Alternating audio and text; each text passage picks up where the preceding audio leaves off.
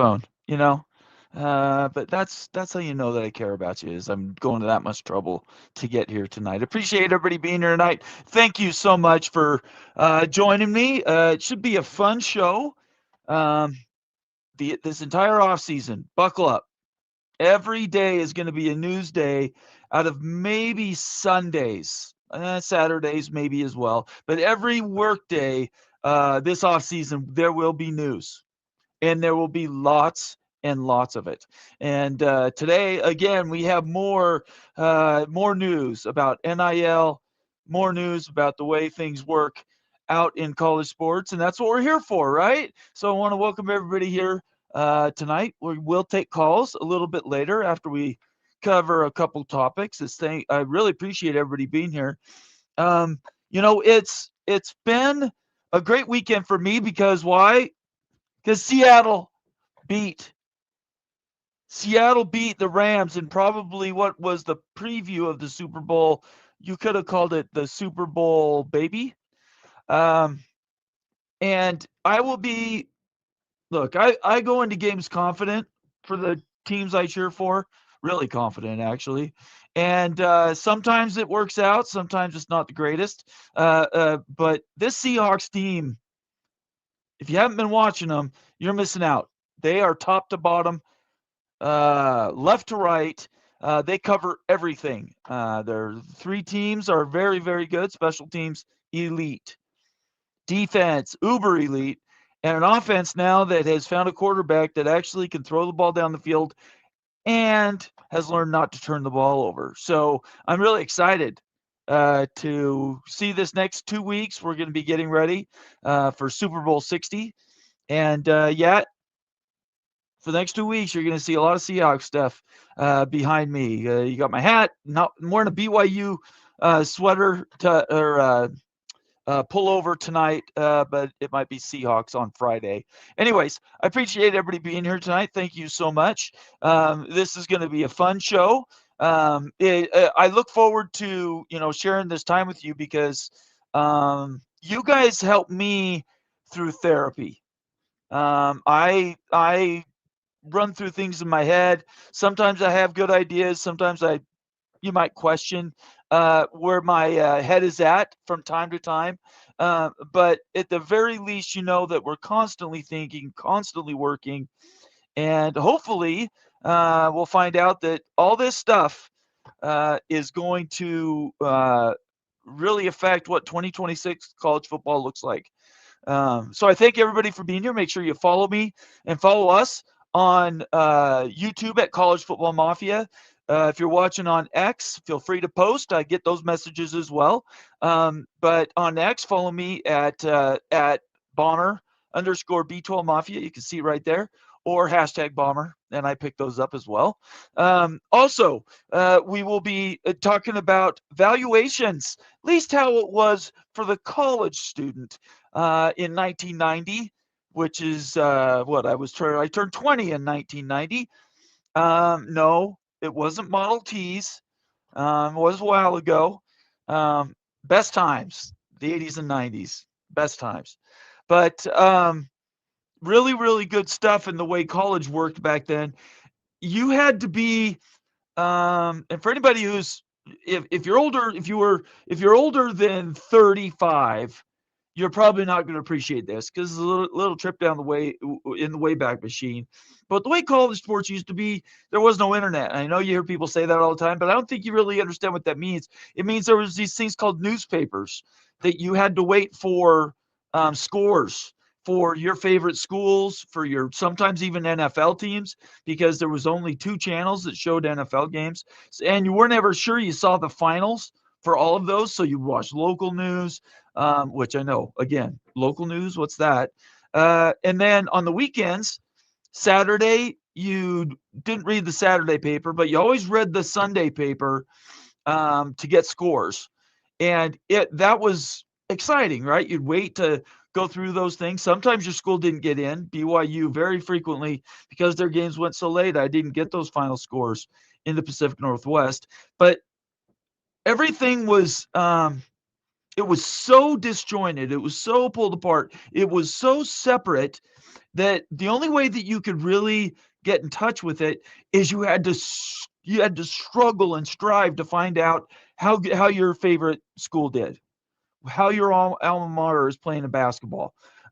You had to really fight to get the news. Nowadays, the news is coming at you from every direction. You can't control it, no matter how many filters you put on X or how much you try to stay off the internet in your day to day lives. It's almost impossible not to be inundated with these news cycles. And it really makes a huge difference for the way you appreciate the sport. Okay, no more Wayback Machine. We're now back. And I tonight am going to give you some data. The difference between 1990 and 2026 to pay for an athlete to come and play college football, just college football at your local or your alma mater for college. Sorry, and the school you cheer for. So I'm going to give you that data. We're going to discuss it. It should be a lot of fun.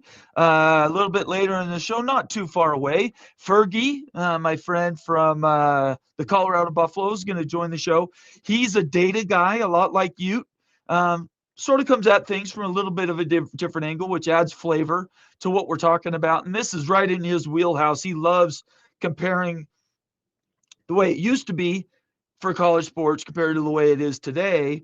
And so we're going to help try to bridge that gap as I asked him some questions and I share some information with you. So that's coming up in just a little bit. I also will be taking calls probably in about 45 minutes from now. I'm guessing 45 minutes from now, I'll open up phone lines. Just setting expectations. I'll go about 15 minutes. If nobody really wants to call in, it's cool. We'll just cut the show short, and I will see you Saturday night or Friday night. If you want to keep me around, keep the phone calls coming and keep super chats in the wings so that it'll keep me around. Because what I'm really wanting to do is stay hard on the content and not really just talk to talk. I tell you guys that all the time. I'm not here just to talk. I want to hear from you. And if we go week to week. Some weeks is really busy, others aren't. But you're all going to be invited to be able to call in, and certainly I will take those calls for you. All right, so let me get into a couple headlines before we get into news and everything else. I'll do shout outs after I do a couple headlines. First headline is, and this is, I don't think, a surprise to anybody. Certainly, it wasn't a surprise to me. Let me get this shared up here. If I can get a window. There we go. So this is, I do not know. I keep getting called from spam calls. Do you guys get those still? I do. Let me put this on mute. So Darian Mensa and Duke have come up with a settlement. I'll copy the link. You guys can go and read it yourself. I always want to give people credit for this, but there was a settlement announced today. Pete Thamel says, Pete Thamel reporting on Duke's statement. Duke University Athletics and Darian Mensa have reached a resolution that enables both parties to move forward, meaning it'll be done. We are committed to fulfilling all promises and obligations Duke makes to our student athletes when we enter into contractual agreements with them, and we expect the same in return. Enforcing those agreements is the necessary element of ensuring predictability and structure for athletic programs. It is nonetheless a difficult choice to pursue legal action against a student and teammate. Is it really, though? They don't want to lose the quarterback, but there was no way they were going to force him to play at Duke. And nonetheless, let's see. For this reason, we sought to resolve the matter fairly and quickly. Duke remains dedicated to the welfare of all student athletes, and we appreciate them for the talent, dedication, and commitment to excellence that they demonstrate both on and off the field. We also remain committed to upholding the integrity of our athletics programs and institutional guidelines. We thank Darian for his contributions to Duke University. So we can sort of do this. We're done with the Darian Mensa Duke Odyssey. Nobody expected it to go long, and sure enough, it started last week, and now it's over, just like that. I know this. Darren Heitner friend of the show. I haven't been able to get him to come on yet. He's so busy. But the legal analyst and agent, somebody who tries to protect these athletes from signing contracts that are not very good for them, although he normally isn't brought in until after they run into trouble, regardless. Pete, he came in and helped negotiate that. Darren did. So I would point you to Heitner Law. It's Heitner, Heitner. And he will give you a full breakdown of kind of everything that he's working through. And I would recommend any athletes you want legal representation. Probably paid a little bit more, maybe for Darren, but boy, he gets the job done. He did it in Washington. He's doing it at Miami, and now he's doing it at Duke. So we can say that's fantastic. Thank you so much, and move down the road. But the Darian Mensah issue is pretty much resolved. Let's get to headline number 2. Let me change it. Share this tab instead. This is another one that, brother, I don't even know what to make of this. It's it's kind of crazy because well, let's just talk about it. Here, this is my next story. Story number 2. Let me copy this in here so you guys have access to it. Uh-oh, I just screwed up. I closed the wrong window. Let's see if I can get back to that. There it is. Okay, just like that. This is, did I post it? I did post it. The University of Rutgers, who we all know is a member of the Big Ten Conference, joined, was it the Big East or the ACC? Anyway, joined 15 years ago. Yeah, the Big Ten. And they've been basically upside down without agreement for 15 years. In fact, they've been so upside down that they've never been ahead of the agreement. I'll read my comment and then I'll go to Dan Wetzel's summary. More and more regular to have state legislature bailing out universities' athletic budgets to survive. You guys have heard me talk about this before with the University of Utah, with the University of Arizona and Arizona State, University of Washington, it just goes on and on. All these big universities spend way over their numbers. And everybody needs to understand these state universities that spend more than they take in, they're only doing it to play big-time college sports. That's it. There's no other endearing quality to them spending this money, and it's coming out of your pocketbooks. I still don't. I think this might be my mission for the rest of my life, to educate people to understand, to underwrite your state university's athletic programs. Your taxes are going up. Unless you sign a private equity deal, unless you get your money coming in from somewhere else and it's being reported as coming or being supplied from a different resource, your taxes are going to uplift those charges. I imagine most of us college sports fans were like, damn straight, I'll pay an extra $1 a year if that will get me X at my university. We can maybe win a conference championship. But Rutgers has been making this promise for 15 years in the Big Ten and have not sniffed a basketball or a football conference championship in 15 years. Let's get to some of the data associated with this. $7 million is coming from the general fund. In other words, $7 million of the money that goes to their athletic programs is coming from the general fund. $8 million is coming from the state budget. So it's coming out of your tax dollars. $15.8 million is coming from student fees. So, that's every university has student fees, whatever. But it's still, this last year fell $47.2 million underwater. I'll say that again. $47.2 million completely gone. How can it be paid for? Well, it's a state university. They can get the money all kinds of ways. It could come from the endowment of these universities, which runs into the billions of dollars. You don't hear about those so often. You just hear there will be a very subtle notification, maybe in March or April, to the state of New Jersey, and they'll say, Yeah, we're gonna give $47.2 million out of the state's general tax fund. And we're going to give that to the university to pay that off. And then they're going to do this and they're going to walk away. And if you're a Rutgers person, you're going to take it because you want your team to be relevant. You want your team to compete for a college football playoff. Well, certainly for a Big Ten championship, let alone get to the college football playoff. They're not even doing that now, and they're already losing almost $50 million a year. When do people finally just say enough? Right? When do people in New Jersey finally say no more? I refuse to keep footing the bill here. You guys either run a straight ship, find another way to come up with the money, or we're going to pull it.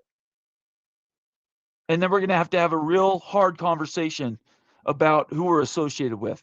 That's never going to happen for Rutgers because they're in the Big Ten, one of the biggest two conferences in the entire United States. There's an educational component, research and development stuff that comes from it. So while 47.2 sounds like a lot, at a university with a $6 billion endowment, they're not going to put those educational things at risk.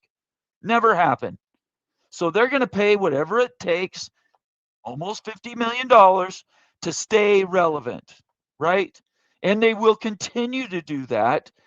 Even I can't even think of a time when they won't do it.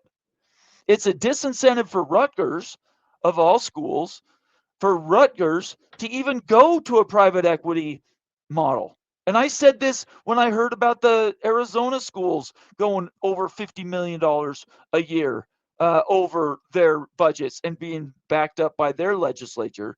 And I will continue to scream it from the top of the hills that what's their incentive to do a private equity deal is if every year they know they're going to be bailed out.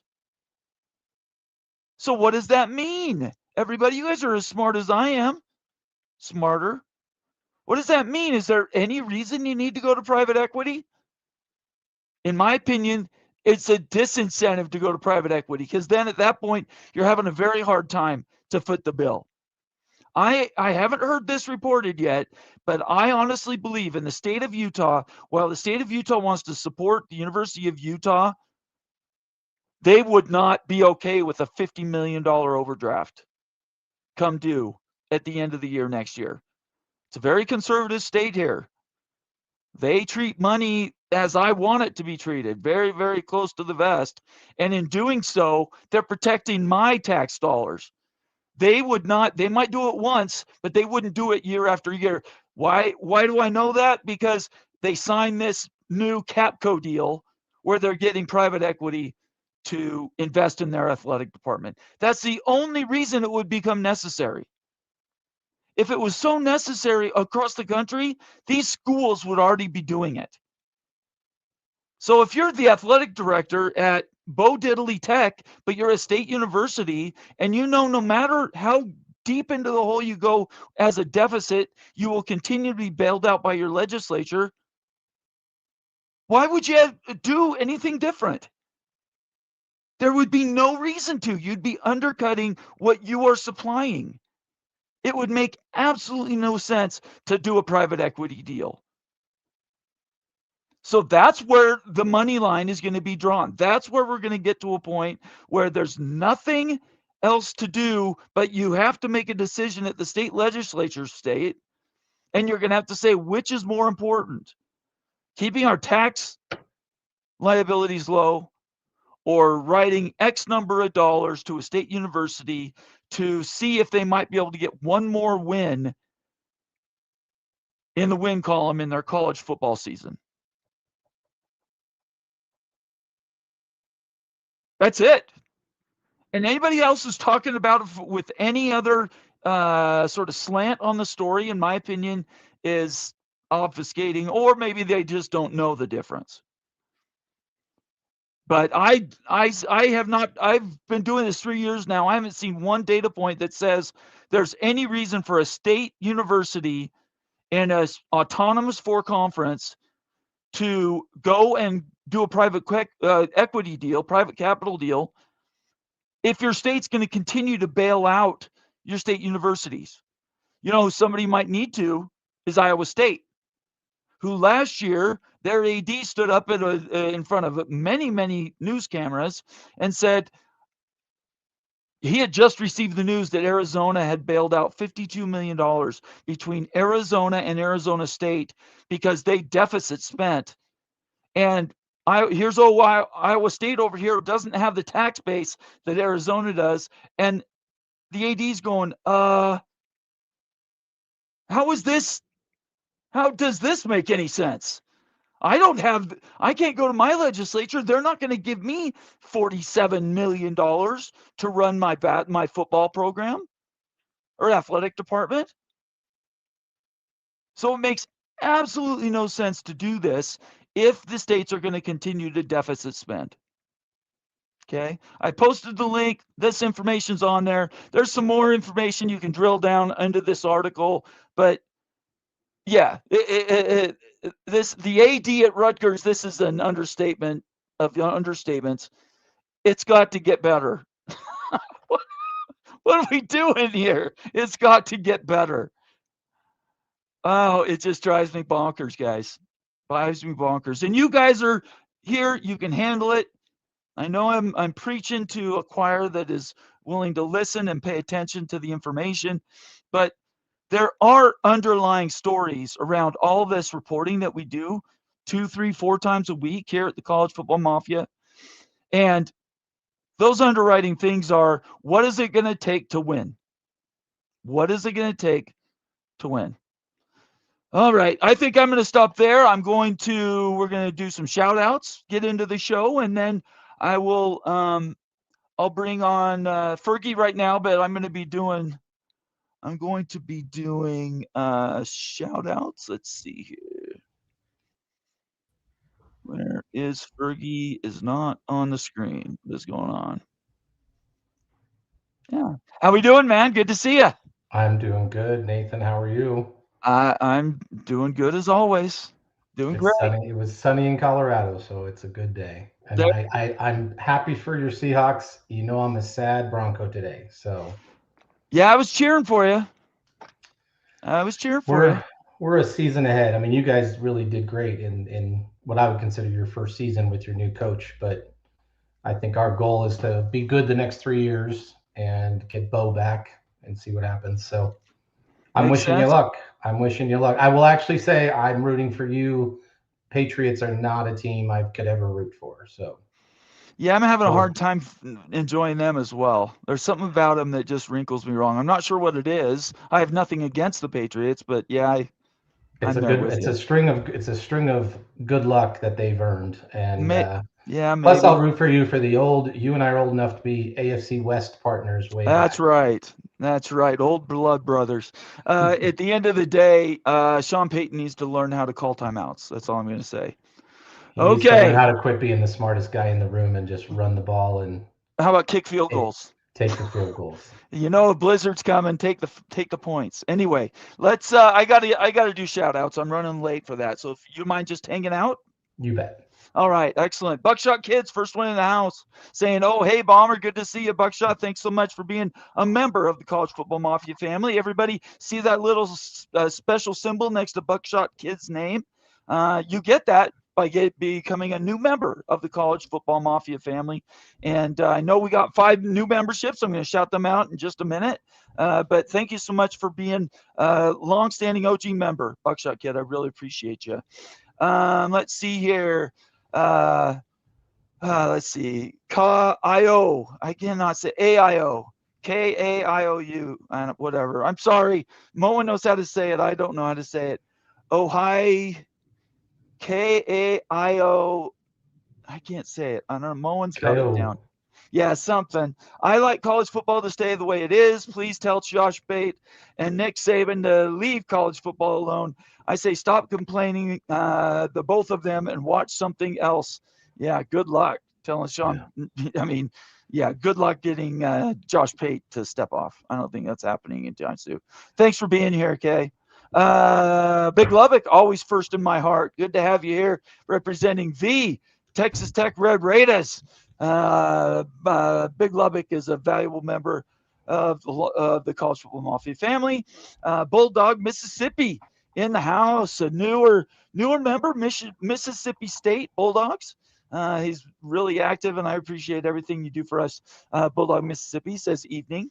Thanks for being here. Daniel Gygax saying hi, everyone. Daniel contributes around here, does a weekly show, weekly short, I should say. I would point you to our video section. You can see Daniel's recordings there. Let's see. Stephen Vitt in the house saying, how's it going, Bomber? Good to see you, Stephen Vitt. I appreciate you being here tonight. It's going okay. I'm doing all right. Mark's Holy Grail checking in.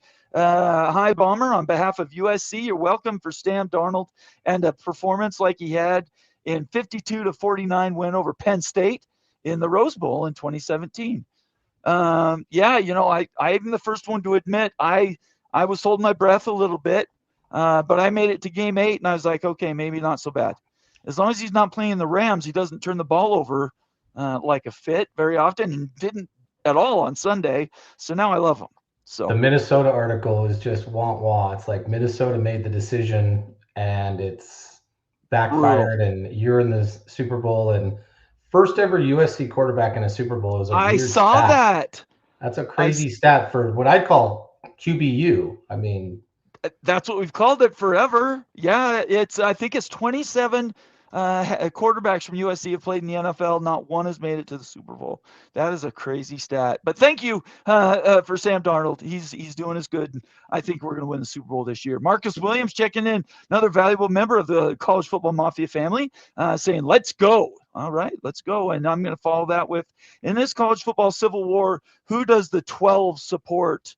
What do you think there, Fergie?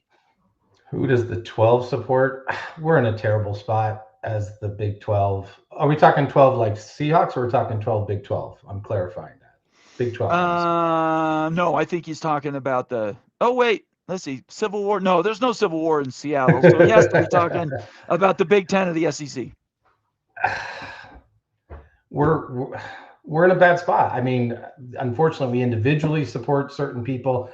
I would rather see them get along, because when they don't, I know everyone's like, oh, get them to not get along.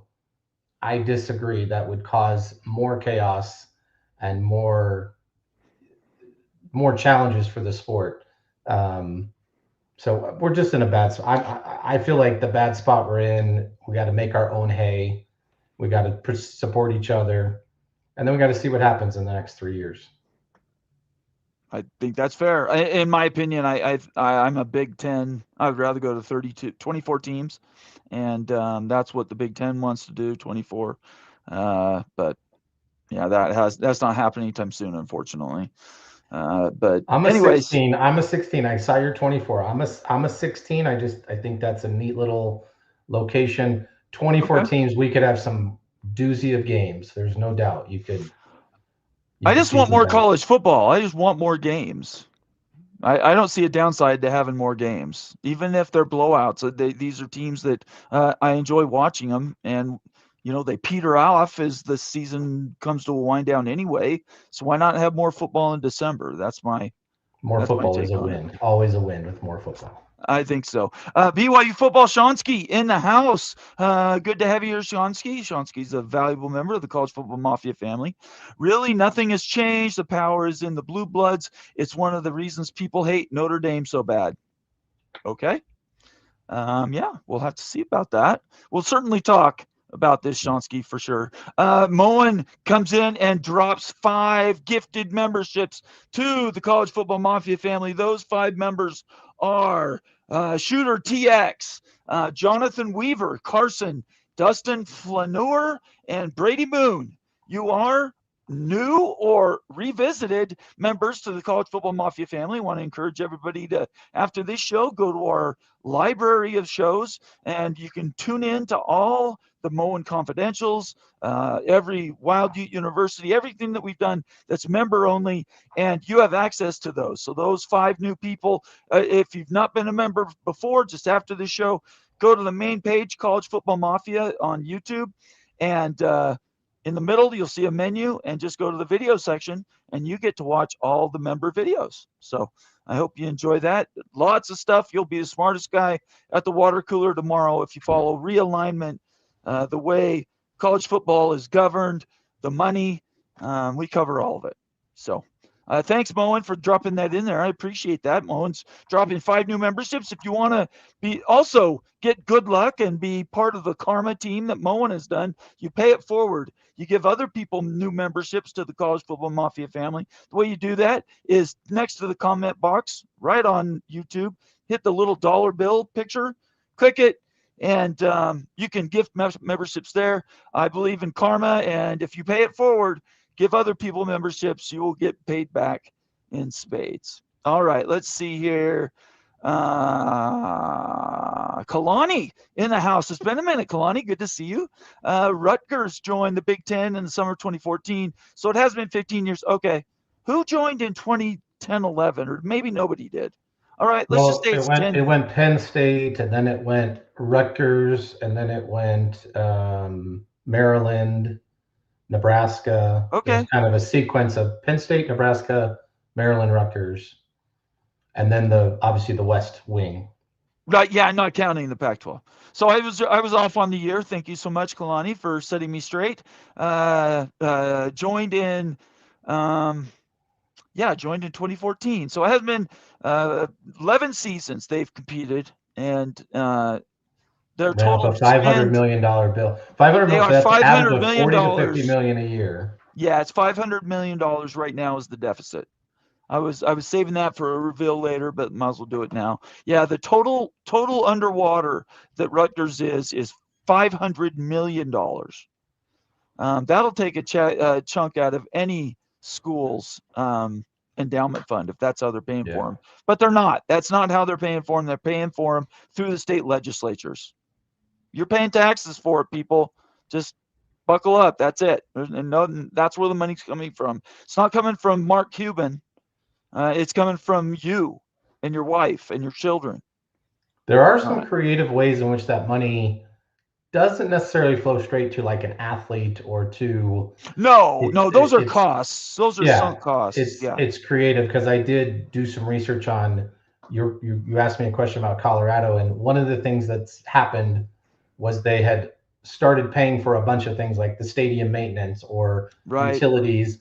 Well, we are kind of moving that back this way where you're like, if I'm going to be needing athletic dollars, things that I had volunteered to pay for, you move back. And is that still public dollars? It's a very fine line between paying for the lights at the stadium versus, paying an athlete. So, but we're all there. I mean, too many people are at that point of decision. And, the pie is still round, and it only has a certain circumference, only has a certain radius. There's only so much in the pie. How it's cut up and divvied out to the different groups within the athletic department, I'm not talking about that. I'm just talking about the athletic budget. And I'm just trying to open everybody's eyes. I've been saying it for years now, but I want to reinforce it's coming out of your tax dollars. Just get used to it. Bulls fan in the house. Bulls at USF. University of South Florida Bulls in the house. Rutgers athletics reminds me of a person who won the lottery but decided to just blow their winnings on a flashy lifestyle. Yeah, I don't know what they're doing. Unfortunately, I'd love to say that they win football games, but they're not. Rutgers was a weird take. I know they wanted New York, New Jersey, but Rutgers had never In hindsight, it is weird. I agree with you. I mean, now they're also getting a lot in research and development. They've brought in some money for pharmaceuticals and stuff there at Rutgers Hospital and research. So I know there's benefits, and that's what I was saying to everybody. There are benefits to having a top flight or being part of a top flight conference, but everybody who started writing checks 10 years ago, I think we're expecting to have success in the Big Ten, and it has not translated to wins. So. Rich Austin, good to have Rich in here. Utah to the Big Ten is his mantra every day of the week. Nonsense. Before Rutgers joined the Big, they brought in $500 million in research funding. 10 years later, and Rutgers now makes $1 billion. Rutgers is just fine with running a small deficit in athletics. And again, this is my point. There's a cost to doing business. Rutgers has to answer for their own money. I don't know what their tax base is like. Maybe their people enjoy paying taxes, but that's where the money's coming from. Rarely, if ever, educational endowments pay for athletic budgets. So they're coming up with the money, but it's generally not coming out of the athletic endowment.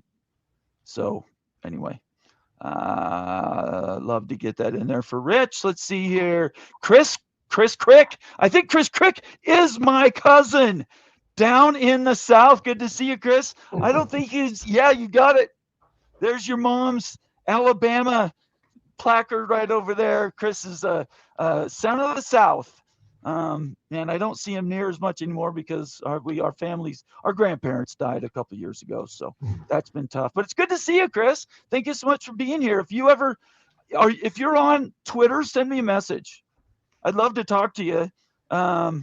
You can't, in the comments, you can't send me your phone number, but I'd love to talk to you. And if you want to get involved, I've been wanting to get somebody down there in the deep South. We got Mississippi represented. I'd love to have somebody from Alabama if you're interested at all. Anyway, send me a message on Twitter if you're there, and I'd love to talk to you. Hey, Nate, roll Tide. I have no problem saying that. Let's see here. Boy, down in the South last 3 years, no national championships. Oof. Lots of money. Yeah. To Town Hawk checking in, another valuable member of the college football mafia family. Who is going to bail out my chicken wings to habit pluckers? Moral hazard is a real thing. Yeah, it is. Moral hazard is a legal definition that you're commingling money. I don't know where this is coming from and how it's being adapted at these universities. At some point, isn't somebody who doesn't enjoy athletics from one of these schools, state schools, mind you, going to file a lawsuit saying no more? Yeah, I'm sure that these people try hard to stay inside the boundaries. And I would say the one thing I also hear about is reclassifying donor dollars, meaning you have these massive endowments, and when you look at the percentage of are waiting to be academic or waiting to be whatever, people going back in and saying, hey, change that $1 million I was going to give to, engineering and switch it to football, because you either have to do it right or, like you said, you're crossing the boundary. The problem is I just don't like football and athletics being intermingled with the university, period. Right. And I wish they were acting as more of an enterprise add-on. It's a brand thing. It's like the hospitals. Yes. It's like when they build a new dormitory. It's funny, all the new dorms that are built by third-party companies that interact with the university. And at least then, in theory, there is no pure dollar for dollar intermingle. That's right. And so it's just little nuance that can help people. I will say, you hate to see a battle internal about the functioning of your university. You want it to be successful all around. At the end of the day, the boosters and the grads are going to dictate how long this chase can continue, because there has to be a finite limit. At some point, we're going to start seeing it at the G6 level. It's going to move through the non-money making A4 conference schools that simply just can't compete. And the way that I would like to do it, might as well say it now. You and I have talked about this many times, but just take college basketball and college football completely out of the athletic departments and run them as a business. Yep. Just completely run it as a business. If it makes money, great. If it doesn't make money, you have to subsidize it somehow, but it's not part of the educational part of these universities. Correct. And you just make it more of a business entity, a commercial venture, which then we both know the more competition you're going to get from competition at a commercial level will way far outstrip anything you'd get from the educational level. Agreed. I'd still like to see it tie together. These kids are trying to be professional athletes, which sure. We used to love the idea of the football player that became a doctor and those types of things that we adored in 1990. Yep. But now I think that what would educate them more is just a general athletic education. Understand, health and wellness, understand public speaking, understand media engagement. I know that sounds super low end, but that's what these kids want to accomplish. And someone had a great idea about really encouraging kids to come back to school and get their degrees and pay for that on the maybe even on the back end of their professional careers. So lots of little things you could do to help these guys have enjoy their career now, because you're only going to play ball at this age and with that body, and Yeah. then get some education that's valuable now and get more education at the end. We all celebrate our favorite players that went back and got their degrees. And I would like some very long-term healthcare coverage for these guys. Yes. They are sacrificing their bodies for what I will tell everybody is not life-changing money for the most of them, and Correct. it's something that I think we've owed this debt. Just like the CTE stuff with the NFL, we owe a debt to these players to go out and sacrifice their bodies. I'm willing to pay a little bit more in my ticket to get Yeah. them health care. I'm not sure Yeah. everybody is, but that's how I look at it. John Dry, good to have you here, John. It's good to see you tonight. I think the AAU schools are on the Big Ten side and the others are on the SEC side. We need to all join together and pack the ACC. Pack the ACC. You see what he did there? Creative. I think what we're going to end up is some hodgepodge sort of thing. Best of the rest, maybe. I don't know. The next 3 or 4 years is going to be messy, though. Probably you're going to have some pain involved for some schools. I don't know. Maybe I'll be proved wrong, but right now I'm uh, not optimistic. I kind of buy into the 24-24. I kind of buy that the Big Ten and the SEC go 24-24 and then separate. That's just where I think they're Yeah, headed. That's what the I TV don't. people are probably telling them. I just don't think that. I don't think that's going to happen. Not the best move for the whole country, but it's the reality of where it might land if you did it as a commercial enterprise. Period. Right, right. That's where it would go. We will have to find out. We will have to find. Time will tell, at the very least. Sergeant Pickles in the house, valuable member of the College Football Mafia family, and somebody who's been with us for a long time. If you were to hit that little S button on my side for him, he'd be like here for 45 months or something like that. So thank you so much, Pickles, for being with us. I appreciate you. Good evening, Seahawks Super Bowl bound. Let's go. Me and Pickles are blood brothers for the Seahawks, for sure. Bulldog Mississippi, $2 super chat. Fergie, can you tell us about the fines at Colorado? Sure, that's a little off topic, but you're here. Yeah. Boy, it popped up. Let me set a question for you, and then you can go ahead Okay. and answer. All the legal experts that I've seen said that until you have a contract with the player at an employee/CBA level, there's no way to enforce these fines. And if you try to enforce them by bringing the hammer down, you're just asking for a lawsuit for either being incorrectly dismissed or something like that, because that's what'll happen. You'll get kicked off the team if you don't pay the fine. So what are your thoughts on this? Great question, Bulldog Mississippi. I got four quick takes. Number one, the concept of trying to encourage players to do the right thing is a good concept. It is. Yep. The idea that, and Georgia does supposedly have a similar system, but I don't know the details. I don't believe it's as high. But the idea, exactly like you said, and you really enlightened me, Bomber, the last couple of months in terms of they're getting NIL money, even in rev share and or off the book rev share. Yeah. So therefore, it is just simply them showing up Yeah. is their money. You're not paying them to play. You don't have total employee control. Nope. So I think that the concept and the flash moment was good. The follow through, the legality, and the fairness are all off. Just don't make any sense. What about finding a walk on versus finding the QB that's making $3 million? Yep. It doesn't add up. I hope it kind of disappears or that it gets adjusted or that it doesn't ever become an issue, because I don't know, as a person who coached some sports, not at this level, but tried to build a team camaraderie. Yeah. It's better to build a personal relationship to make people do what you hope versus ever having to, carrot and stick. And so I actually don't think they wanted it to get out, but it got out. And then you just got to go with it and try to say, well, I really want better behavior. Our team last year, unfortunately, didn't have the character and the follow through that we needed, and it showed. We were 3-9 and we sucked. So see what happens. Not a good. I don't think we needed it at this time. That's for sure. It's a bad look at the very least. I think I agree with you. I came up in an age when it was all about just getting on the team. Now you get so much money up front to even be on the team.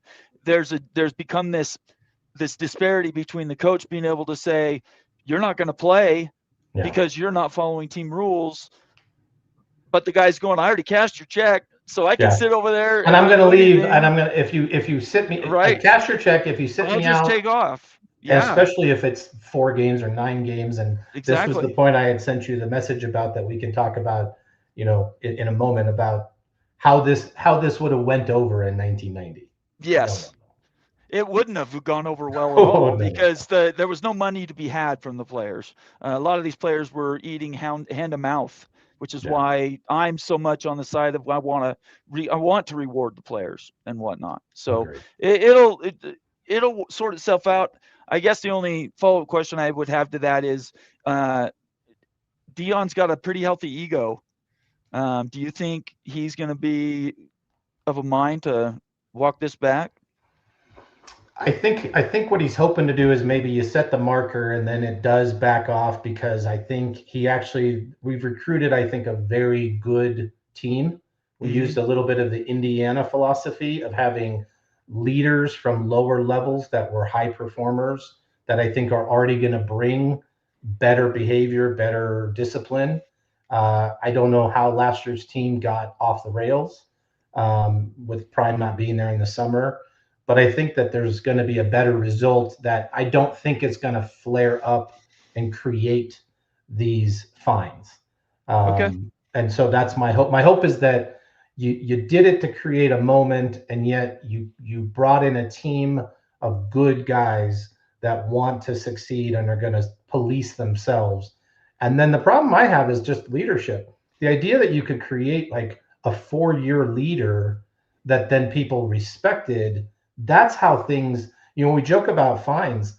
The way players were put in shape was seniors back in the day fixed the problems on these teams internally, not by a fine or by outward, posts on Twitter or something like that. Yes, so, that's right.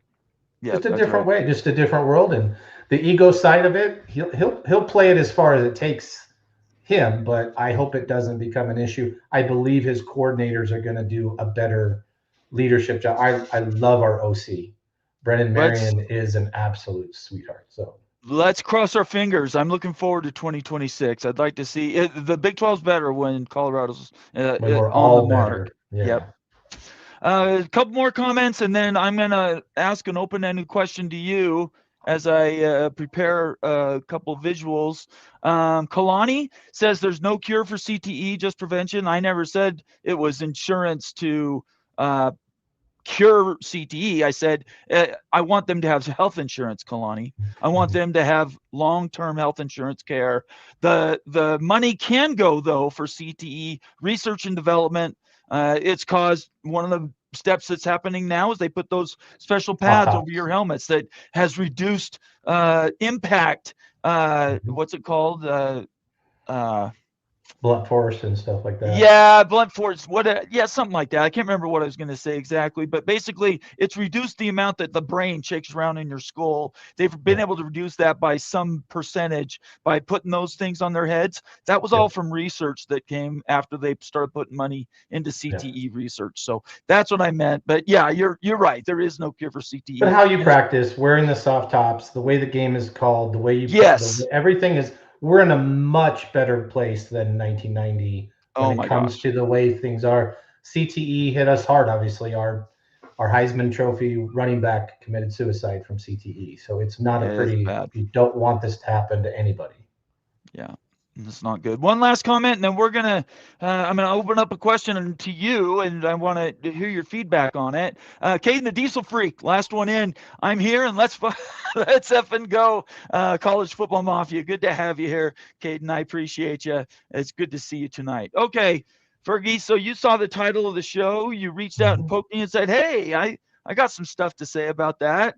Um, what were some of the thoughts that came to mind? I actually have data that I'm going to share with everybody here in just a second. But what was your first thoughts about the differences between competing for a national championship in 1990 versus competing for a national championship in 2026? It's just so completely different. It's stunning if you think about the players when they're recruited, the players, why would they stay as a freshman or a sophomore? What happens if they blow up and your team is bad? What if your best players are doing really well, a la Jordan Seaton?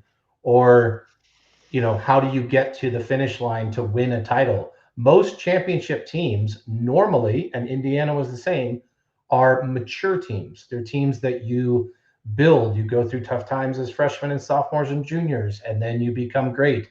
So all I could think about was our 1990 team that won the national title, played an amazingly difficult schedule, had essentially 27 of the 1990 roster, 27 were drafted. Ultimately, over the 4 years, whether they were freshman, sophomore, junior, senior, and it's just thinking, what would it have cost to keep that team together? What would it have taken to have certain players who might have had a moment of disgruntlement? And I was telling you about Deion Figures, a college football Hall of Famer, one of the greatest cornerbacks, a Jim Thorpe Award winner, who played his freshman year in 1988 on a good team, then was suspended in 1989 for academic and behavioral reasons. And do you think he would have stayed at Colorado in 1989 if he was suspended? Because here's another thought. Have you heard of anybody being academically suspended anymore? No. These kids don't even go to actual physical class that much. They take online Yeah. classes, they have tutors, they're in a certain program. You don't risk taking kinesiology or engineering. It's too much burden because you're Yep. getting paid. So I was just thinking of every aspect of how it's built, how they're recruited, how they would be retained, how to keep players in the same light, how to keep them disciplined.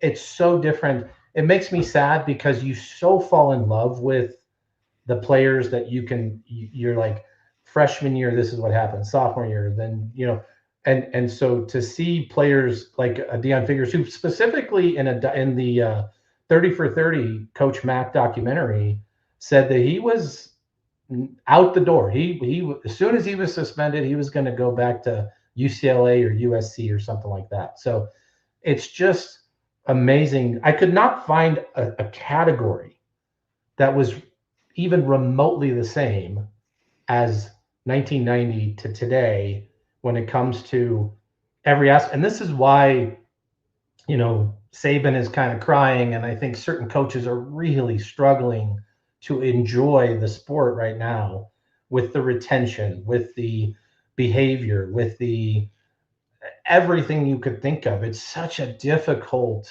sport internally to put on the product that was so enjoyable at the national championship game.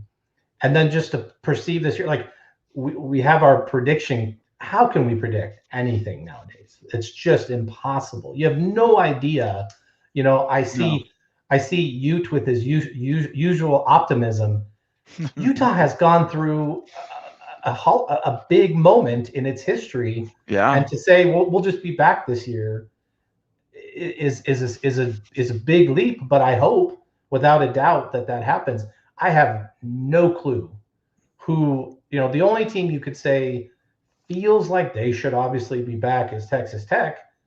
However, you never know. Things can go wrong. Sorsby could be just not the guy or gets injured again. So, Nathan, when you put up, I love the banner, and I was like, it's just not the same game. I will not scream at the clouds because that's where we're at.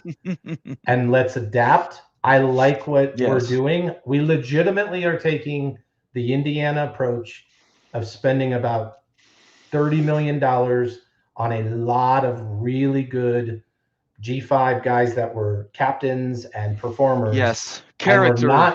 we're not taking, Yeah. if a kid is a backup on a top Power 4 team and wants to leave because he's a backup, there's actually a red flag right there. So Okay. let's see where we're at. That was my take, because I was just like, you kind of shook the past and said, where are Okay. we at nowadays? And I will say all of the old, boomers like me are sitting there wondering, do you still got me forever, or can you please bring something back to be modernized but have some just bearing on the sport? So that was my take. Agreed. Okay. So first I want to share, and thank you for that, by the way. First I want to share a tweet I put out earlier today. Share this tab. Here we go. Let me get it up here, see if it actually will pop on the screen. There we go. This is a tweet I put out earlier today. Where's my comment box at here? There's the link to it. It's in response to a Seth Davis tweet. So I'll read you Seth Davis's tweet, which I thought was asinine, which is why I replied. Seth Davis says, I don't think anyone really and truly believes a national union of college athletes is a real possibility. But even if it were, do we even know that athletes want it? They're making a killing off of this system. No real salary cap, unfettered ability to sell themselves on the open market every year, no rule forcing them to share money with the non-revenue athletes at mid-major schools. It's a non-starter on so many fronts. Don't worry, everyone. Congress will save the day, and that is the joke. Congress isn't coming anytime soon. This was my reply to Seth Davis, who really seems like he's out of his depth here, maybe. A very small portion, 1% maybe, and it's actually less than 1%. Of athletes are making bank in the current system, meaning millions of dollars. But the vast majority are making marginal amounts of money. I'll tell you how much here in just a second. In most legal opinions view, a national entity of some sort could negotiate a far better deal with representation, Okay? So that's what I responded to today. And I just want Seth Davis to step off and walk away and not talk to me for a bit. But let me put this up here, and this is the actual data. And this may or may not surprise people. Let me make this bigger for some reason. There we go. Athlete benefits in 1990. Uh-oh, where did it go? My box disappeared. I'm sorry. I don't know where that went. Let's try this again. There we go. Oh, it's got a timer. Give me 1 second. Why does that have a timer on it? No timer. Timer off. Yeah, I don't know why that had that. My bad. It's a good looking banner. I want to see that banner. Okay, here we go. Athlete benefits in 1990 amounted to about $10,000. That's an average of all the autonomous four conferences. So the ACC, Big Ten, SEC, and Big 12 averaged in 1990 roughly $10,000 a student, which if I didn't do the conversion, but if you were to convert it to 2026 money, it's somewhere around $30,000 a player, which today you could say $30,000 and people would nod their head up and down. Yeah, that's about right.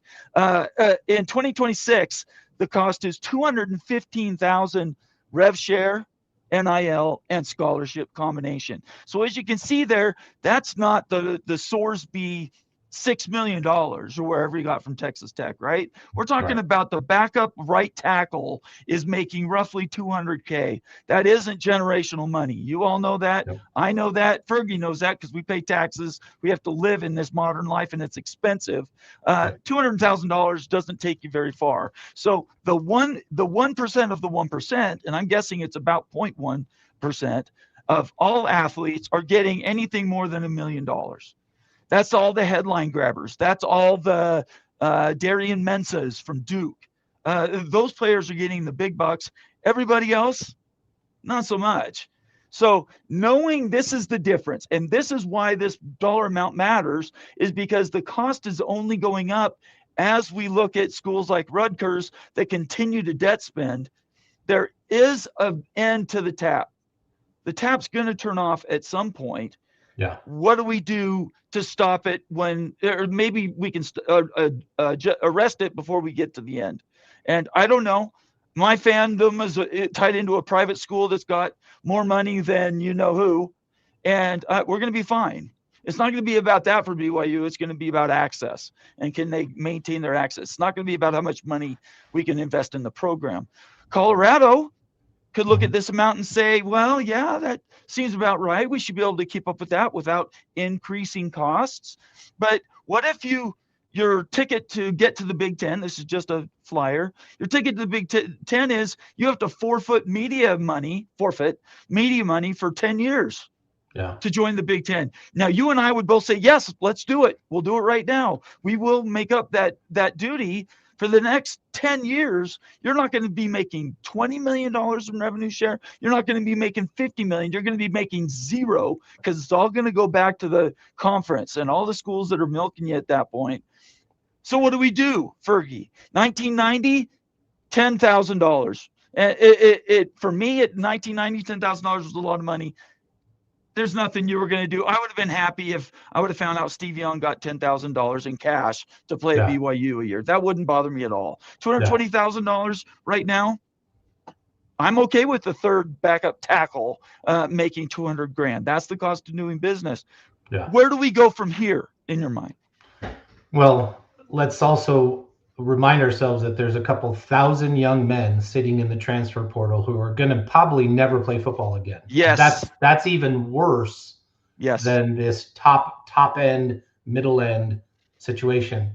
Yes, right now the players who are killing it, the uncles that are agents are killing it. The people who are essentially billionaire hobbyists are enjoying the idea of building a national championship team.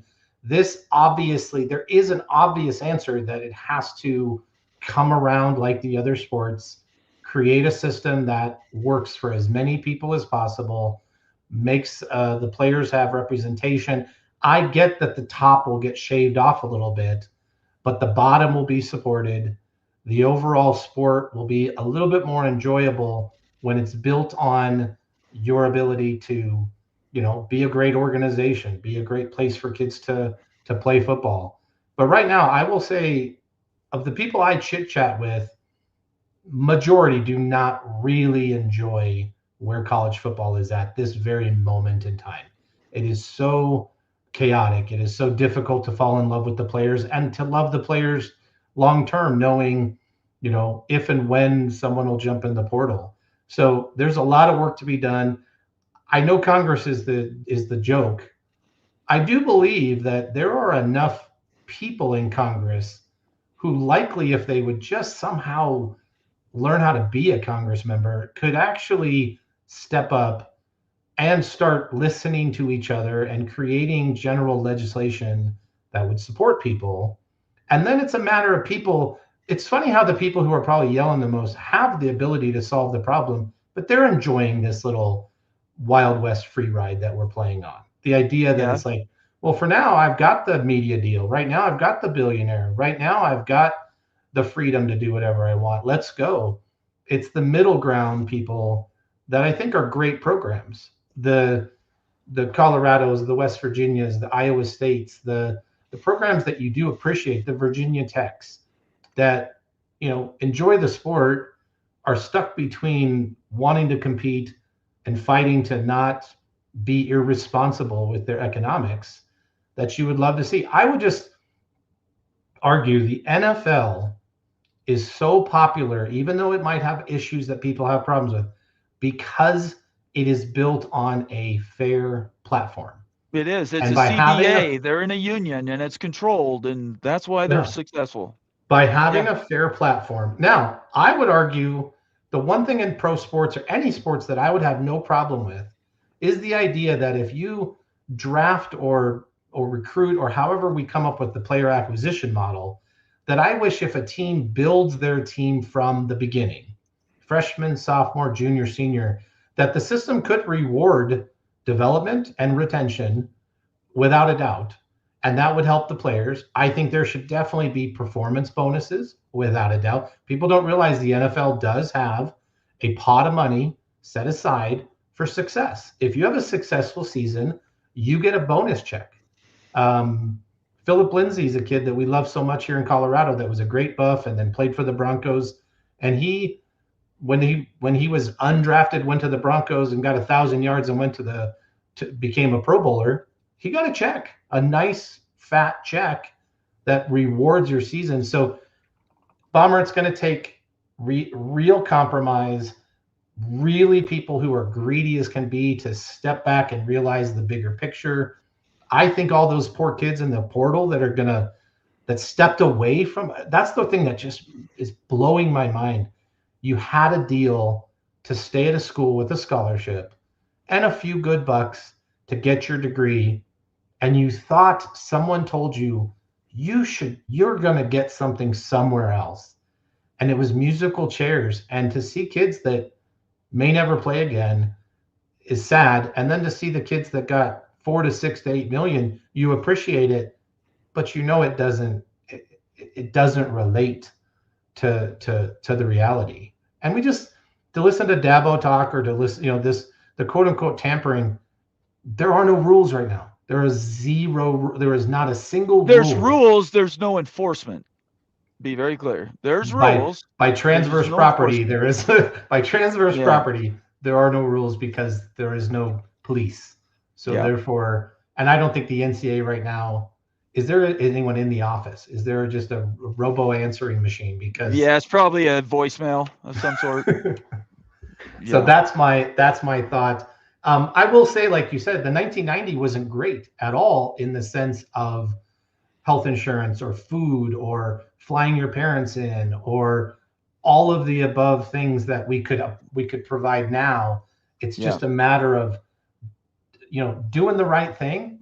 Man, that's a hard thing for some reason nowadays. Why we can't just do the right thing and build a really neat structure and have everyone come around. I know for sure, like you meant, I really do believe that Congress as a whole would come around, but there's just I don't know why there's no motivation. I don't know why there's no, my favorite Congress member is a buff, and he talks about it all the time, and he says nobody's even, they don't seem to work anyway, but no one seems to understand the issue or how much it affects budgets, how much it affects livelihood, how much it affects, they want to let the free market do it. Problem is, this is the most unfettered free market we've ever had. And I'd love to see it change. I'd love to see it be a little more balanced. I'd love to be, our boosters that we know of now are actually very frugal boosters that say, in a normal world, they could write you a check for $100 million. They're just not going to do it in this system. This system takes a real unique person to say, I'm going to give you my money to just buy a championship short term. I get it. It has a real ego moment, but it does not have a long-term benefit. I think they'd love to see it come together and figure it out. There's no doubt we're going to have a moment here in 3 years.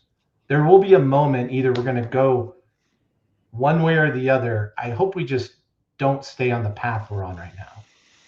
I think, and we've been talking about this long enough, I think that we have a little bit of run and experience to be able to make a decent prediction on this. I think between 2029 and 2032, when all the media deals come due for all the autonomous conferences, there is going to be a major shift of some sort. We don't know what it's looking like. We don't know if it's going to be 48 teams in 2 conferences. We don't know if it's one giant football conference and basketball stays the way it is with the NCAA.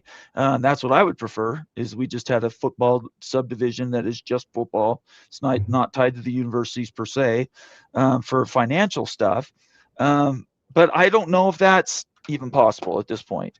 There's so much water under the bridge. So many hurt feelings, so many people that are feeling shut out. Then you have others that are striving. They're willing to pay whatever it takes to get access. They just can't get access. So it really is at an inflection point, and it's not going to come this year. It's not going to come next year. And you all may believe, Wild, you all may believe Fergie and Mullen, but I don't think that 2014 super conferences are coming anytime soon. I think there's too many people that have their hands out, and they're seeing now that if they went to a 48 team super conference and cut everybody else out, they're leaving millions of dollars on the floor because people won't watch. Even though we had inflated viewership numbers for the CFP this year, it wasn't anything like it would have been if you only had 48 teams competing. In my opinion, that's my opinion. There's weaknesses to it. It's purely a matter of finding the sweet spot, understanding how not to destroy the market that was built from the bottom. I mean, the beauty of college football is celebrating North Dakota playing football up there in such Right. an amazing environment. So I agree. You don't want to just completely cut the sport apart and have it not be. The key element is what is realistic. What is, what evolution does it pertain? I do love the idea that football, basketball, or sports that have reached a certain point do separate and create the right, professional operation, and that the Olympic sports are also supported. I know Cody's plan has so many pros and so many cons and so many good ideas and so many things. It's a matter of, like, we take incredible pride in our Olympic sports, and I know everybody else does. The Learfield, all the things that we took pride in. We want to keep skiing. We want to keep cross country. We want to keep doing all those things. We did incredibly well in that Learfield, and we don't have a baseball program. So it's there's so many reasons to be proud as an overall program. Yeah. But whether it's the moneymaker or the top of the front door that needs to just be polished up a little bit, I hope it happens. My challenge as someone in Denver, and I know with like the folks in Washington, is, we have the best hockey team right now, one of the best basketball teams, and a very good NFL team. That's hard to keep your attention on your college team that you love so much, that those other three programs, you kind of know who's going to be on those teams, how they're doing well, how they've improved and prepared to try to be a championship contender, and your eyeballs and your ticket money, and you love to go to those games. So it's challenging in different reasons why college football needs to maintain your attention and your love affair of it. Don't let that happen. Don't take that away from us. Okay, I am going to open up the phone lines. I do want to put this one comment up here from Kaylani, and it's absolutely true. The NFL is also a government-protected and regulated monopoly. It is a monopoly. It is government regulated. They have an antitrust exemption. They also have a CBA for their athletes. And the athletes, by the way, make more than 50% of the revenue share of the NFL every year. They get written another check just to even be part of the thing. So all those things are true. I am against an antitrust exemption right now. You give the CBA to the players so they have representation. They can lobby for the things they think are the most important. I'm all for an antitrust exemption at that point, because then the players' rights would be protected in the transfer portal. They'd be protected with their NIL money. So there are answers out there. People that just say no, no, no, and they'll say no to anything unless it's perfect. Those are the guys that you probably don't want to do a lot of business with, because they're not leaving their minds open. The country was made. The country was negotiated, all right? The 13 colonies negotiated to be together. They had polar opposite capitalist visions. The South did not get along, get money the same way that New England did, and yet they all came together. They all gave a little bit, but they also took some themselves, and that's how you do a great compromise, and that's where we need to be in college sports. Okay. Well, they'll negotiate things that are just not the sexy things that matter. The retirement, the health insurance, every aspect of taking care of the players. The term monopoly is difficult because if you were today to say, boy, we should add 4 NFL teams, can you tell me 4 places that would be justifiably able to support an NFL team? The only one I can see left is St. Louis. I mean, there are or San Antonio, or the point is, like, they had kind of built their business model with how much it takes to invest as an owner and how many players it takes to be on the team and how much you were going to make as a whole and pay. The model is there. And, I don't love the term monopoly, but I would argue that there's X amount of players who are good enough to play in the NFL. There's X number of people and cities that can support an NFL franchise. So they've kind of found their spot. Your point is if college could figure out its inputs and outputs, and it was 70 teams or 60 teams, that's what you would build. That's right. Economic infrastructure, and you would have enough teams and support and excitement and fans and stadiums and opportunities, and it's a win-win-win. And right now we're just cutting corners and having a little bit of a gladiator game, and it'd be fun to have just really good equal competition. I have opened up the phone lines, everybody. Call in right now, 801-899-6203, 801-899-6203. Call now, and let's talk. I'd love to hear from you. And what are you guys thinking about what's going on with money in college sports? 801-899-6203. In the meantime, while I'm waiting for you guys to call in, and I believe it's working. If you call in and can't get through, in other words, it's not ringing or anything, let me know. Obviously, I'll read those comments and try to fix what I've got, but I believe it should be working. In the meantime, I'm going to work backwards through comments, and we'll see if we can't get some of these things answered. Oh, here we go. Hang on. Call from Daniel. Daniel V. Gygax, how you doing? Everybody, of course, as we start calls, the first caller is always an experiment. Can you hear him? That's what I want to know. Can everybody hear Daniel? Okay. No, I can hear you. Okay, what's going on? Oh, I don't know if everybody else can. A couple of things. Number one, at the beginning, you were talking about Rutgers and where Rutgers was losing money. Rutgers, the reason why they left the Big East is the State University of New Jersey system said, oh, we're losing blank, blank, blank amount of money a year with the Big East. We have to join the Big Ten. Okay. I can't remember what that number was what was it? It was after Syracuse, WVU, and Pitt left, did their announcements in 2021 that they were leaving the Big East. Okay. But here's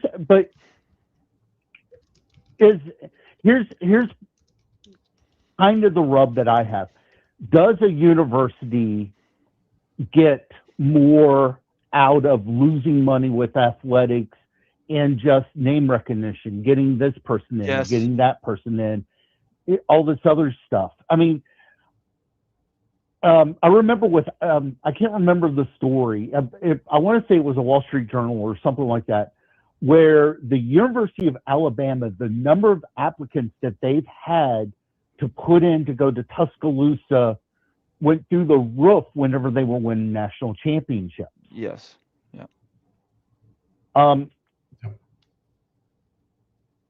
It's worth it. But also you were talking about universities, especially public universities, putting money into X, Y, and Z. The problem that you have, and I'm very sure Fergie's familiar with this, that whenever, let's say, insert name of sports franchise, like the Jazz, they're wanting a new arena. Right. Denver wants a new stadium, which I would not put a dome on that stadium at all. That is so perfect whenever it was dumping snow. Football is made for outdoors. We're going to have a dome. We're going to have a dome, though, Daniel. Yeah. We're going to have a dome. We got $6 billion. Absolutely. That's stupid. Criminal. That's stupid. If they put a roof on that, if they put a roof on a new Mile High Stadium, and stupid, it would have ruined that game. Yeah, it's between dumb. Football's New meant to be England. played outside. Outside, Yes, I is. say. Yeah. Right. So, quick, Daniel, you want to move it along here? Okay, I am going to move it along. So, Okay. Look at it as a loss leader. You've got a company, and you've got this item, and you're going to sell it for 20% off. Okay. If they like that item, they'll look at the next model up and say, oh, well, I'll pay full price for the next model up. Car dealerships do it all the time. They'll have like the super duper stripped down base model out front, but right next to it's one that has a couple nicer things to it, and they can get more money out of it. That's why milk and eggs are always in the back of the store. Sports Okay. is a loss by leader. everything else. I'm trying to follow what you. I'm a little lost, Daniel. What's your point? What are you trying to say? What I'm trying to say is that you can lose money for one item. So let's say that you're losing X amount of money with athletics, but you're getting it back through getting more students in, getting more money for this department, that department. You'll be able to get somebody to cough up a check to redo the hospital or redo this or redo that. Yeah. Like the biggest donor that West Virginia University has never dropped a single penny to the athletic funding. You're exactly right. The money goes comes into the school from other places for sure. Yeah, because whenever he went to school there, he said, well, I wasn't here for an athletic scholarship, but I want X number of people out of the state of West Virginia to go to school for free. Okay. And that makes sense. I get his point. So, Bomber, I think his point without a doubt is... No, I understand what his point. What I'm trying to say is, how is that different from what, at the end of the day, these schools can lose all the money in athletics they want. It's pennies on the dollar to the $8 billion endowment. There's no argument about the cost benefit there at all. It comes down to, do you want your taxes to subsidize athletics? Because that's what it's doing. We're not talking about the educational money subsidizing athletics. We're talking about state taxes. Your state dollars paying to support Sacramento State's football program. That's what I'm talking about. It already is. I mean, the arena in Sacramento. A little bit. A little. Well, the arena in Sacramento that the Kings play in was not 100% paid for in private money. Sac County, Sac City, and the state of California came in to pay for part of that arena. Right. Same thing with like the arena build that they want to do there for hockey and basketball there in Salt Lake. Guess what? They've got their hand out saying, hey, we need to do blank amount of money to rebuild this arena. And I understand the University of Utah wants to spend blank amount of money to redo the stadium. I know a lot of it's going to be for the Olympics in a couple of years, but it is. They're going to be able to amortize that amount, saying, "Hey, we spent blank amount of money, and it's going to last us till blank, blank, blank." Right. The reason they're losing that much money, Daniel, is because revenue share is $20.5 million. That's a haircut that goes out the door regardless. So it doesn't matter how much trade in costs you're talking about. It doesn't matter if you increase your cost for the students and how much money that the 20.5, and that's going to continue to climb.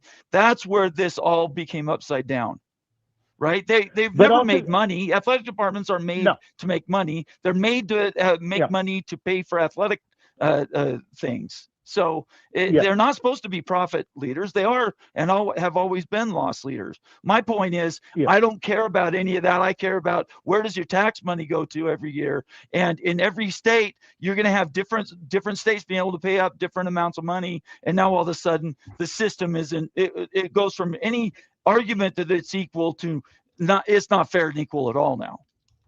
Yeah, I mean, there's the map that comes out every once in a while that shows the highest paid public employee. It's always the football coach at the state university. It's always that. There's a couple of them. Like I think, what is that? Gino Auriemma up in Yukon makes the most money. But, yeah, they don't really play a lot of football up there, though. And there's a you're reason. not going to sit there and and how many national championships that women team won? A lot. That's just the way things. Yeah, but that's just the way things work, is that whenever you're going to end up having to spend that money to make money. Well, my point is you're not spending it to make money at all. You're not spending money to make money. You're spending money to compete for a national championship in a given sport. Yeah. Has nothing to do with money. Yeah. Are you upset that Ryan Smith is asking the state to rebuild the arena for? He's asking Salt Lake County to rebuild the arena, and I could care less because I live in Utah County. If he was building an arena in Utah County, yes, I would pay for it, because then the benefits of people going to the restaurant there, all the tax base comes to me then. Yeah. So yeah, I'll pay a little, but I'm going to get a lot of that back. Okay, but let's say that he wants to. Hey, I'm going to move part of. Let's say he wants to use an arena. Let's say he wants to move down there. I would love that. He He's already said he won't. I want Utah County to help pay for it. I just told you I would be okay with that, Daniel. I just said yes. Yeah, I would do that. It's no different than a university. That is true. It is different because a university is a state function. We're talking about county tax base. We're getting a little off track. I understand what your point is. Yeah. At the end of the day, each one of these schools needs to make up their mind. Their graduates. You, as a graduate from West Virginia, you have to make your decision. Is it worth it to me at any cost to continue to prop up West Virginia to compete for a national championship? And I know for a fact your answer would be yes. And mine is the same for BYU. Are you coming out? And Fergie's the same thing for Colorado. Yeah. Are you coming out to San Jose to watch the Seahawks? You got a ticket for me? I wish. That would be great. I would love it. But they're like $5,000 or something right now. I saw ticket. Yeah, it's like $5,000 for like the worst seat in the building. Yeah. I would love to, but no, I can't make it, unfortunately. You go for me and tell me how it is, okay? I'm not going to spend that much. Okay. Steelers aren't in it. Okay. Thanks, Daniel. We'll talk to you later. Daniel. All right, Fergie, I cut you off. Go ahead. No, I get his point. His point is about the synergy of having a football program for your university. It's the idea that it's something to rally around. It brings alum back to the campus. It helps the community. There's no doubt there would be no Pearl Street in Boulder if not for football games. The ability to support those businesses and to do things that really matters to the people that are still living in Boulder, the people that come back from California. It all used to work in balance. The problem is we're just out of balance. And the question is, like, we could never see the idea that we wouldn't have big football games in Boulder, because it would destroy even a whole town, not just people's feelings or the hope of winning games. It's the idea that you would, hurt a town. So you want to keep playing games. You want it to still. The problem is trying to figure out. Now, I have people who talk a lot about saying, okay, we'll just go play G5 or FCS or something like that. The difference is at that point, people aren't going to care at the 55,000 seat level. They're going to care at the 25,000 seat level. And that just won't pay for the stadium, or that just won't add to the number of undergraduates that apply for the school. Everything is in balance at the stadium size, the history, all of those things. Daniel's not wrong, though, that the value of the football program does relate to enrollment, endowment, boosters, donors, all of those things. And you would hate to see it. I know of schools that have, kind of gone the Big East model. Get rid of football, get rid of wrestling, refocus on what I would call more of the city games. Up the way here is DU, one of the greatest hockey programs, and soccer and lacrosse, and no football, that type of thing. And it's a beautiful model, has amazing boosters, and they love where they're at. The difference is, if you're used to it, you want to stay where you were used to your program at. All I did, and this is emotional. You talk about schools and people's graduations. I understand this is a sensitive topic, and I'm just trying to sort of open everybody's eyes to the fact that at the end of the day, your state institutions are going to be underwritten by taxes at some point. Every school has a different pain level. The schools that are more successful have a much higher pain tolerance, but you're talking small schools. A West Virginia, you got what? They were given $200 million or something from one of their big boosters, and I can't remember what the dollar amount was. It was significant, and that's going to help their program. But it's certainly not billionaire after billionaire saying we'll write a check. We just want to win a national championship. So there's a natural sort of sifting down. If you start with 136 schools for football, it winnows its way down as resources becomes more and more scarce, and somebody has to make up the difference in those costs. The costs for every school are pretty much fixed. You know where you're going to be spending money. It's up to you to decide how you come up with that money. And are you going to lean in more on to your students like they did at Arizona? They increased the student participation fees. Is that how they're going to come up with the shortfall? I doubt it. You're not going to be able to get that much more money out of a student. Are they going to get it from continuing to go back to the booster over and over and over again? Or do you do some sort of a private capital, private equity deal and sort of invest in your own future and try to make good? But that comes with a risk. And that risk at some point, you're going to have things assigned to back up those debts. If you're not successful, the pain there could be extreme. So, well, every state or every state school's situation is different. I think you'd be surprised that the state of Colorado since 1990 till now has dramatically reduced the state support of the university system. And Colorado's kind of a neat state. It's very purple and it's very much budget minded. We get a state a tax return. We get money from the state most every year because you're required by law to return money and have a balanced budget. And by reducing support to the university, there was one big drawback. From 90 to now, because the school got less money from the state, it started taking less state students because it was money struggling. So the best thing to do is have more out-of-state tuition, more wealthy people from California and Texas and other states to make up the difference. And the one thing, interesting business model. Yeah, the one. Well, I wouldn't necessarily say that's a long-term strategy. It's a terrible strategy. It actually is why, if you remember, there were people commenting about how many people in Denver care about CU Boulder. They're not wrong because the business model pushed state students and less to Boulder, and that was a bad. You're going to give and take. This is the free market. It pulls and pushes different. Except these aren't businesses, but these aren't businesses. I wish they weren't businesses, but you know darn well that if the legislature says we're going to give you 70% less money, and you're a creative person running an entity, nonprofit or not. Your question is, what do I do? Do I shrink? Do I raise tuition? Do I change my business model to get more tuition? Do I get deeper into defense research? Do I get into whatever it is? It's a great, conundrum to operate these entities. The biggest thing that does need to happen, Nathan, I'll close on this. Okay. The reason we need a legit college football operating is so that you could have, if it's 60 or 70 teams and the money was available, all 60 teams getting 80 million a year would really level the playing field to be able to function financially together. That's it.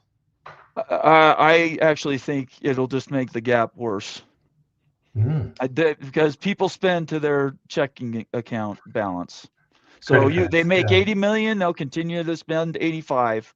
It's a never-ending cycle. As long as Ohio State can put $1.2 billion into its football program every year, it's going to be a chase to stay up with them. So everybody has to, at least at that point, though, everybody's on the same playing field, right? At least then you have to control your own spending, and you'd have to control how you are able to compete, because there is no other escalator. It's not going to get any bigger than whatever this new entity is, and we're not there yet. We haven't gone through the filtering process. Consolidation isn't done, so there's no way we can even guess at those amounts.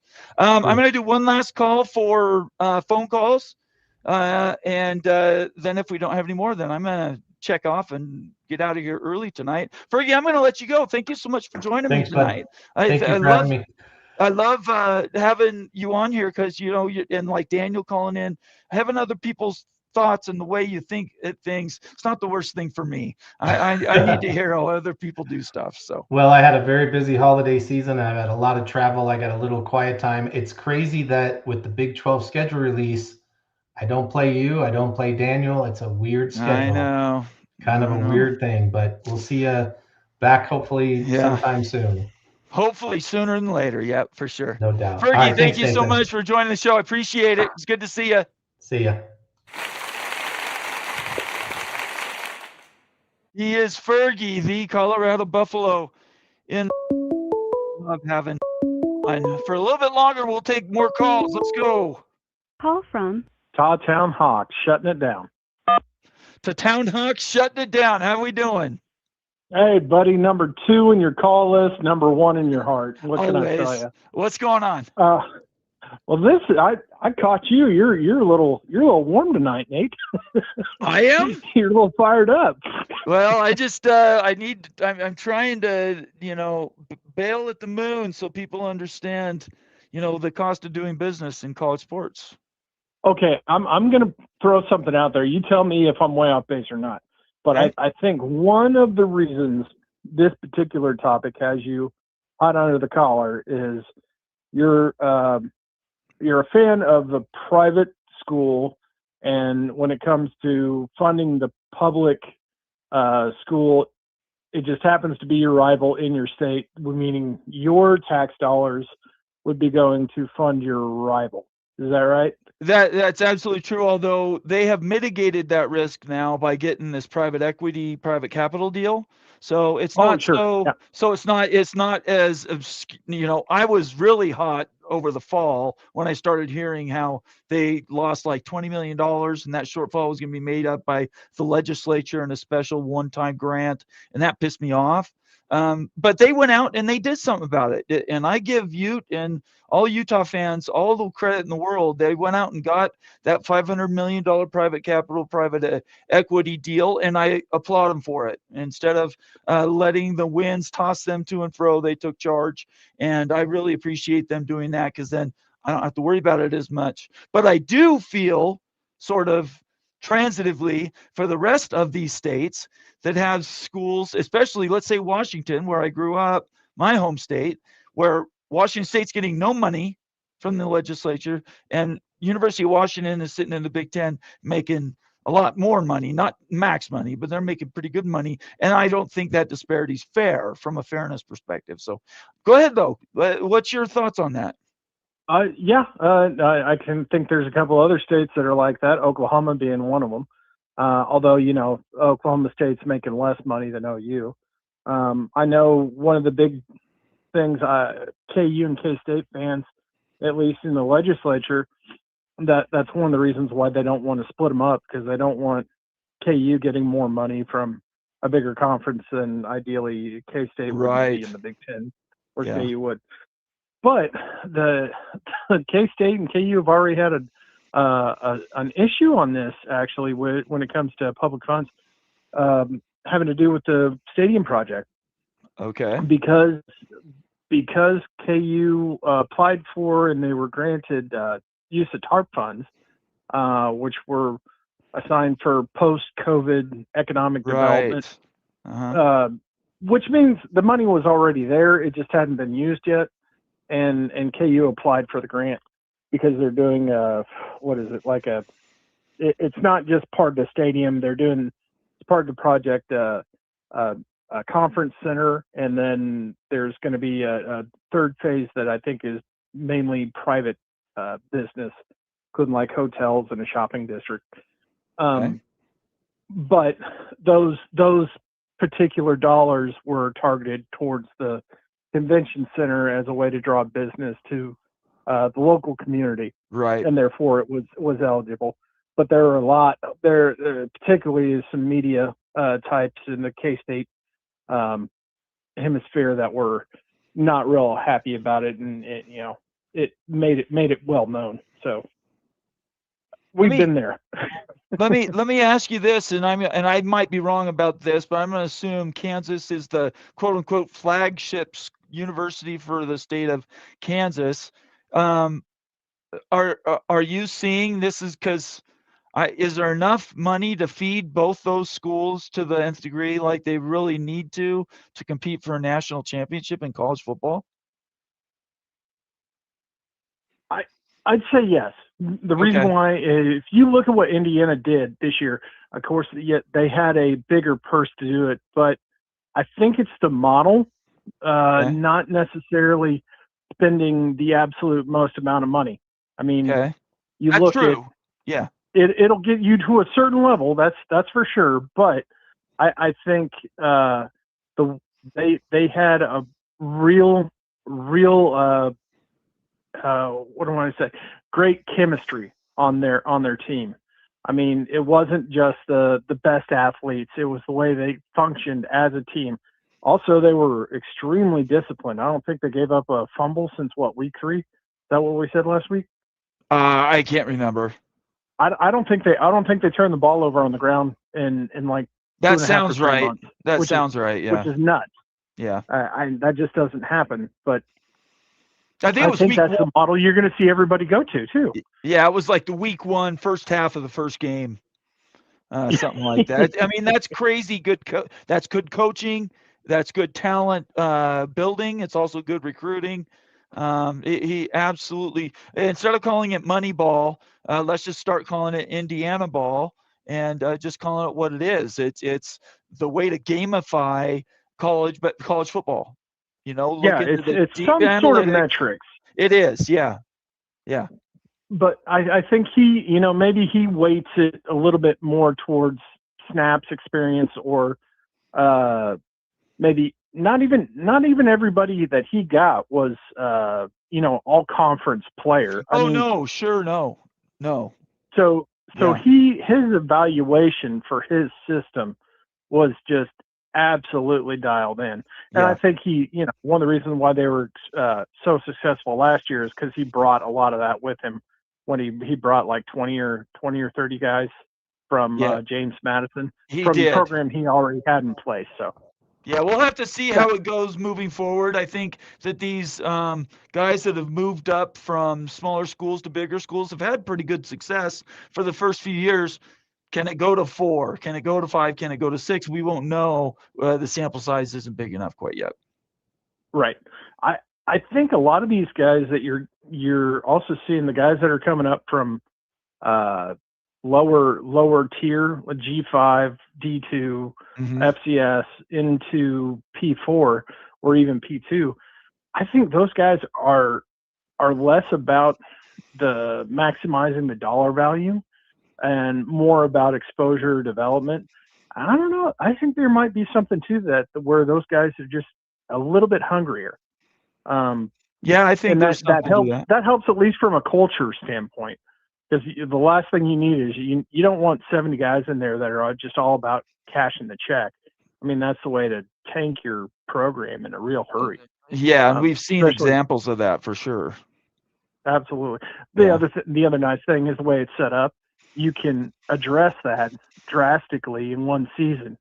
So I'd say this point in time is probably the most volatile from a perspective of results from year to year than has ever been before in college. That's scary for a lot of the established powers, but I think that's also exciting for people that haven't been on the top tier. Point in case, Indiana. Yes. Who else is in the last couple of years has just absolutely come out of nowhere? Well, ASU did 2 years ago, right? BYU, to a little lesser extent, didn't get into the dance, but at least they did a bounce back from the season before. But there's nobody that can compete with Indiana. I think BYU's done a pretty good job. 3 years, 11-2, 12-1. I mean, I 12-2. I don't know how you could do better. They bounced back quicker than TCU or West Virginia when they joined.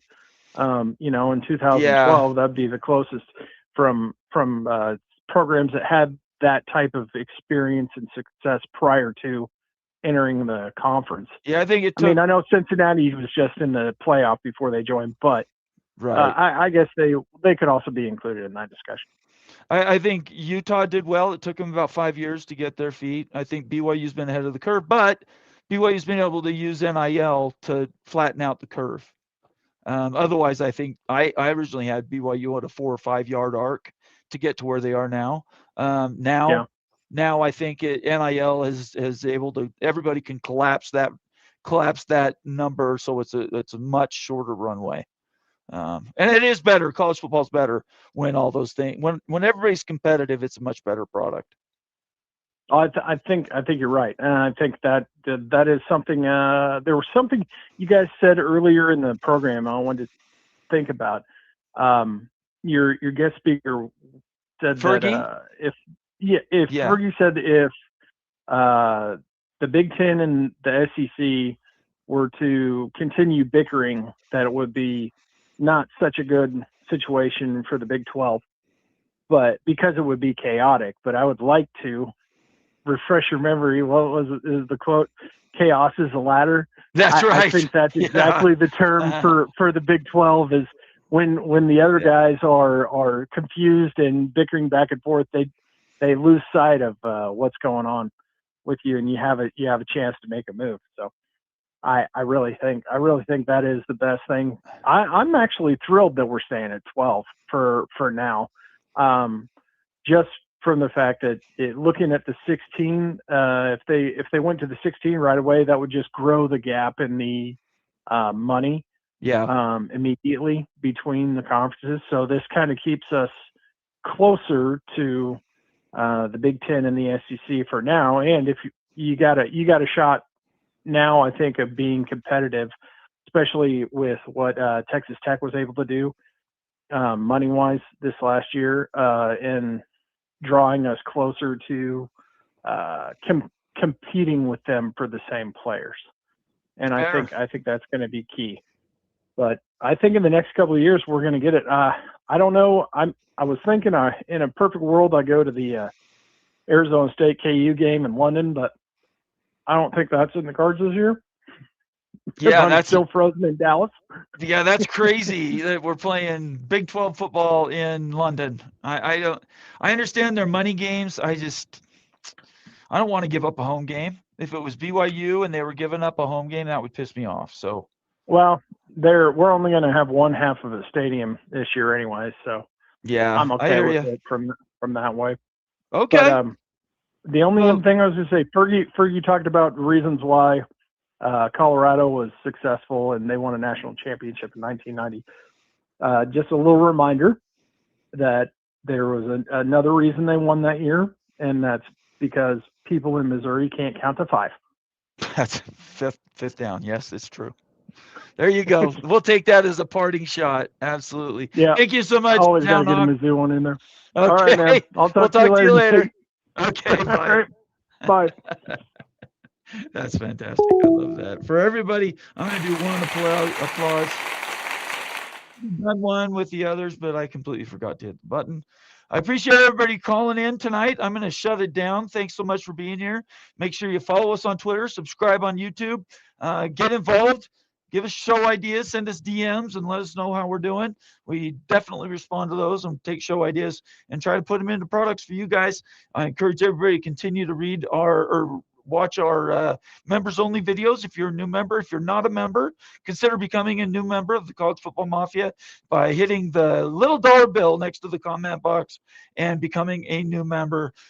We will shout you out on Friday if you end up doing that, and definitely we appreciate that around here. Thank you so much tonight. Thanks, Fergie. Thanks to everybody. Well, I guess it was just Daniel at the Town Hawk for calling in. Appreciate you guys. And we will see you Friday night, 8 p.m. Eastern. Big freaking Friday show. You, me, and Moen. And we will catch it then. Otherwise, I'm going to say go Hawks, go Cougars. And the rest of y'all stay out of trouble. Stay warm, would you? I didn't get any alerts about anybody needing money for electricity or whatnot through this cold streak. So that's a good thing. I'm glad everybody's made it through. But please stay safe during the winter. I appreciate you. Everybody have a great night, and we will talk to you on Friday night. Peace out.